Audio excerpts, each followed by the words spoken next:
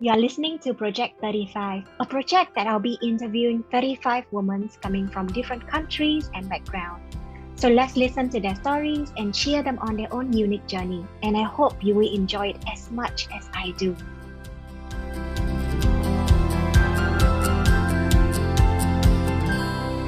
Hi Marta, how are you doing today? Good, good. How are you? Nice to see you. Yes, I'm doing good as well. And finally, we have got a chance to see each other. And thank you so much for agreeing to be a part of Project 35. And I feel really thankful for this project and this journey where I've got to meet a lot of amazing women and, listening to a lot of amazing stories. So here we are today, listening to your stories and, get to know more about Journey. So first of all, Martha, would you like to, give a little bit introduction about yourself, maybe where you are from, where you are currently located, as well a bit about your life and your career? Of course. Well, thank you for having me. So as you guys know, my name is Marta and I am from Poland, but right now I call my home US. I'm located in DC, exactly in the capital, Washington. And I've been here for over 8 years, so it's been a Mm, while. So I feel like I can call right now US really my home. Um, and I'm a health coach. I help women with Hashimoto's to manage stress and regain hormonal balance with very simple lifestyle changes. So this mhm, is my main goal. I feel like right now many women have Hashimoto. They don't know about it. So for me, the biggest goal is just to spread a lot of information about Hashimoto. okay, I see. So you're mentioning that you're helping women with Hashimoto disease and also hormonal issues. So was it coming from your own personal experience with Hashimoto disease? Yes, that's how it is. It's a journey, and I think it's always there's a lot of ups and downs in this journey. It's something that you have it. You can. There is no like a magic pill that you will take and Hashimoto disappears. It's lifestyle changes, a lot of lifestyle changes, and you have to be really aware. I manage this pretty well right now. That's why Mm, it's very important to to tell what I know to other women and mm. people in general. But like I'm focused on women, yes. I see. And how was it first started? Like, when did you first discover that you have this disease? And how did you feel back then when you discovered that this is the condition that you are living with right now? So it's been a while. I don't exactly remember what year was it, but Mm, I just felt that something is wrong with me. Like I don't know how to explain. I just knew it. That there's something going on. And my mom also, she has Hashimoto. Uh, I didn't think. I didn't know that I have Hashimoto. It was more like, okay, I feel something is wrong. I don't feel great. I don't feel good. There was a lot of symptoms, and very often I felt kind of depressed as well. And at that mm, point, I knew there is no like this is not a depression. I just felt it. And depression and Hashimoto, it's very often goes together. And people, like they take antidepressants because they think they have depression. And however, it's not how it is. And I went to a doctor one day to take all of like the possible blood tests. And the funny part here in the US is they just do the basic and they don't want to give you any extra lab tests. And I mm, was like, since I was studying a lot about health coaching and I was doing my certification. That time I think I was over with my certification. I I just I knew what lab tests I need to figure out, the hormonal imbalances in terms of Hashimoto. And I asked him, like, I was basically arguing with the doctor. It was terrible. Like, please, like, I just feel I know something is going on. I request. So at the end of the day, okay, he did. He gave me the specific blood test, and there we go. I got the results, and my antibodies, which usually show if you have Hashimoto or not, were quite high. And I was like, okay, I got it. Now I know what's going on, right? And that's how it started. And I was slowly changing my lifestyle. And stress doesn't help. And there was a lot of stress in my life. But I feel right now I'm in a really, really good point in my life. And I really like, my goal is really help women to also feel good. I see. Yes. So I personally had hypothyroidism since I was a teenager. And when we first discovered that I had it, we went to see the doctor, and he said everything was under control. And the thing is we kind of realized that we will have to live with it, and things is going to be under control until a moment of triggers. And like you mentioned, stress is one of the biggest triggers that really going to turn our life upside down. And the moment when the stress is activated, we were just going through this entire of anxiety and depressions and so on. And you mentioned also that stress management, stress was playing a big part of your life, and you're kind of like learning how to dance around it and manage with it. So can you share with us a little bit more when it's come to stress management, right? Or there was a time that you deal with depressions. What are the things that help you to actually get out of it, or at least be able to navigate around it? Yeah, so I feel, well, of course, everyone is different. Everyone need to find the thing that they really enjoy, or the thing that it really helps, right? So for some people can be yoga, for some people can be something else. For me, I believe it was just talking to people, and not because in the past I remember I was a person who was holding everything inside. Like, I didn't want, like, there was a problem. No, there is not a problem. There's not a problem, until I feel like everything was building up, and until the explosion, right?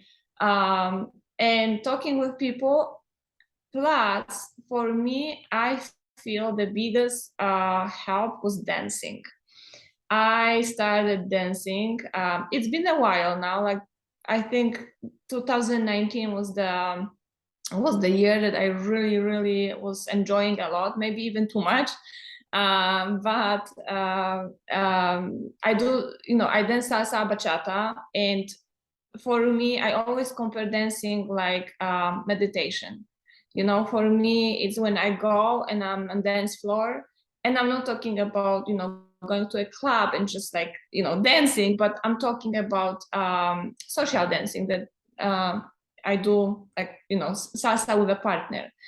I forget everything. There's when I go and dance, I do usually 2-3 hours nonstop. So it's a session like when you go and run in the gym on the treadmill. For me, that's like I come back home so sweat, ready to take shower and ready to go sleep. And it's just, I forget. Like, when I dance, I forget about everything. And this is a really part in my life that I promise myself that I will never stop. I love that. So salsa dancing is something that really help you to stay away in a way, right, from the anxiety, depression. It keep you happy. It help you to sweat, and also at the same time to stay more focused in your Exactly. positive well-being. That's great to hear. Yeah. Exactly.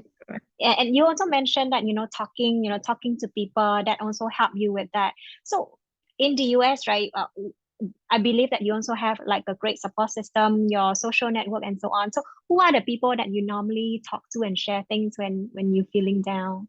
Yeah, so Yeah. of course you have to be, well, I want to mention something. It's like not talking to everyone, of course. However, I'm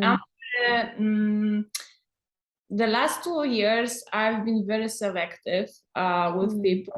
People can be very toxic. And it can be a partner, it can be your friend, it can be anyone, it can be your mother, right? So I'm very lucky with my family. This doesn't help. However, my family doesn't live here. They don't live in the US. They live in Poland. But I'm in touch with them nonstop, and whatever happens in my life, they're always for me, no matter what.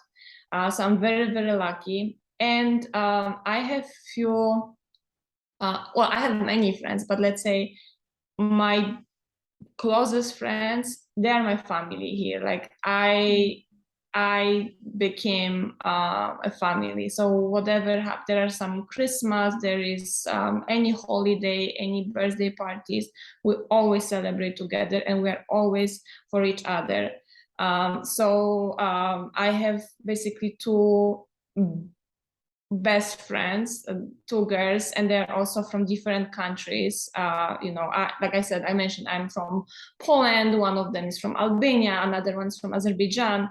So we treat each other as sisters. So there is not like, if we don't like something, we say we don't like. And you can be honest. And they've been with me through everything what was positive, but everything also what was negative, and they were all, no matter what. And I think it's very important, if you have person like that in your life, that I don't know, it's 3 a.m. something happens and you can call and you know that they will answer and they will be for you.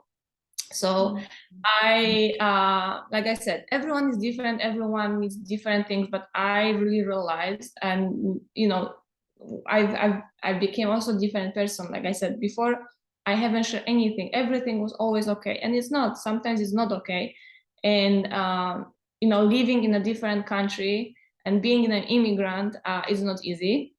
There's a lot of struggles. And I am very, very grateful that I have people like that in my life. I love that. I love that. And I'm so glad that, even in a new countries, your new home, that you managed to found and form such a beautiful friendship, someone who are there for you, to support you, to be there for you. And I'm really glad to hear that. So you also mentioned that, you have changed a lot as a person. And I think that all of us have changed a lot over the year. So if there was a moment in time, if you have to look back, get yourself maybe 3 or 5 years ago, is there a time that you feel that you see something that happened in the past and you wish that you would do differently, or do you feel that if you can turn back time, you would still going to be doing the same thing? No, I would say this way. I feel that whatever happened to me, and I would say the last year happened many not really positive things. But because of these things, I have grown a lot and I became who I am. And I'm very proud of who I am right now.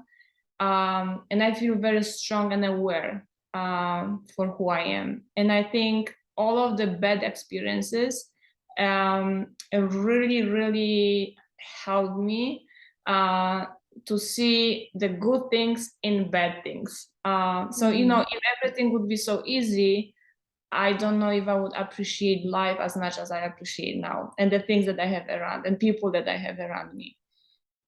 So I would say I would never change. I would not change. And I would not change because, like I said, I am who I am right now because of these things. I love that. I love that.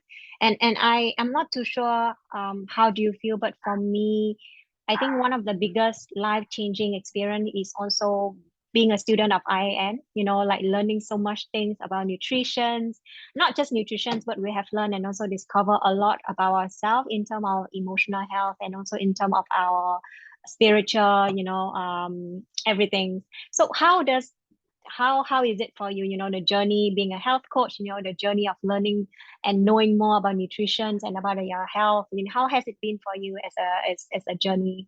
Yeah. So I feel that, becoming a student in IIN also helped me to grow, and I learned so much. I learned so much. Now my friends come to me, or like closest family, and they always ask me, okay, so what can I do with that? And I'm really very grateful that I can share my knowledge. And I was so into learning that I got almost most of the certification from IIN. There was the biggest one I think that I really enjoyed was the hormonal imbalances course, because it was also based on what I'm going through.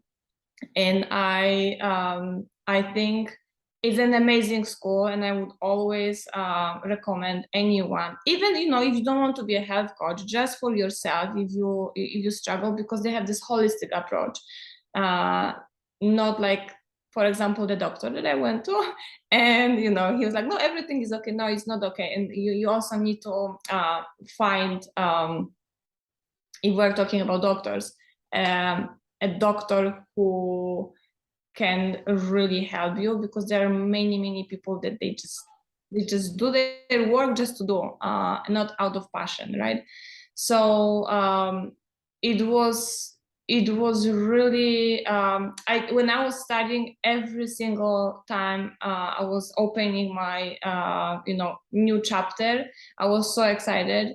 And I'm like still thinking like what else I can learn, and I'm always ready for new courses. So I'm just waiting, what else I can absorb.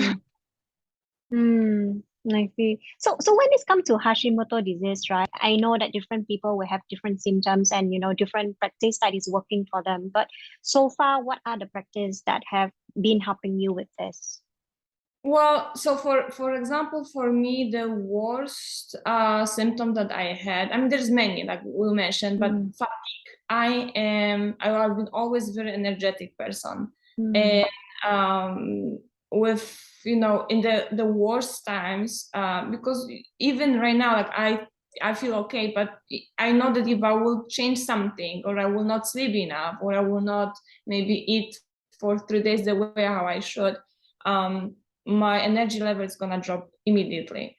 So definitely diet. It's a really big thing to really help with symptoms, and you need to try. It's not like I cannot. There are protocols for Hashimoto, and you have to follow it. But there's going to be 5 different people, women with Hashimoto, and everyone will react different on some things.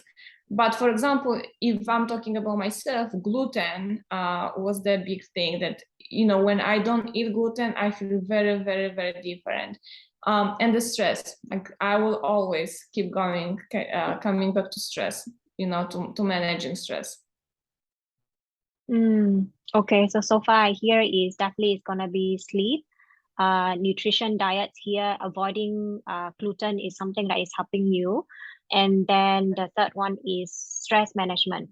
Stress management, movement as well. You need to and I'm not talking that you have to be in the gym, and especially because you also have to be careful. If you will do too much, also it's a stress for your body as well, right? So if you spend, I don't know, 2.5 hours in the gym every single day, people say, okay, gym is healthy, you have to move, but you need to know your balance, and because you can also overdo things. So like I said, maybe I don't go to the gym all the time, but I move because of dancing, and it's a lot. This is a really, really good cardio.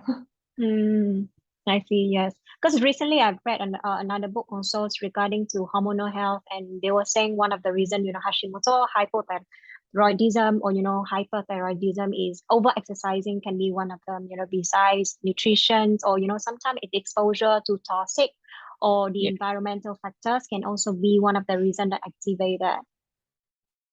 Yeah. So well, like I said, toxins, and like I mentioned before, you can be surrounded by toxic people, and this is also kind of toxic situation.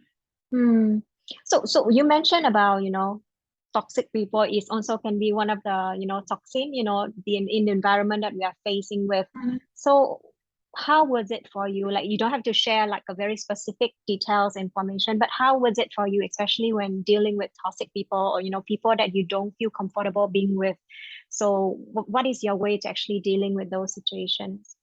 Well, until you don't know that you're in this situation, you feel like you're stuck with, I don't know, like I said, it can be relationship, it can be friendship, and you don't see certain things until it's maybe sometimes too late. And you have to be just very aware. And for example, in my case, I also, like I am very open to people, and I feel like I want to always help everyone. That's my nature, and I always feel like, helping one person might not change the world, but it could change the world for the person. And I always follow this, and every time it's like I can help someone, it makes my day. And I feel like I was surrounded by few people that they were not really healthy for me, and they were like taking advantage of me because that's how I am. I'm a giver.